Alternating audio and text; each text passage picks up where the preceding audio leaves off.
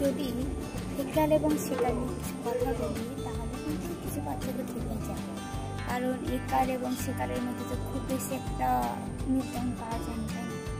ধরুন এই বিয়ের ব্যাপারটাকে নিয়ে বলি, বিয়ের সময় মেয়েদের বাড়িতে ছেলেদের বাড়ি থেকে পৌঁছা মেয়ের বাবা দিত। তো যদি বলি 1988 সাল বিয়েতে রেডিও হলে বন্ধ হয়। এবার আসি 1998 সাল, একটা টিভি হলে বেশ ভালোই হয় বিয়েতে। 2008 সাল টিভি, ফ্রিজ, খাট, আলমারি মেয়ের গয়না।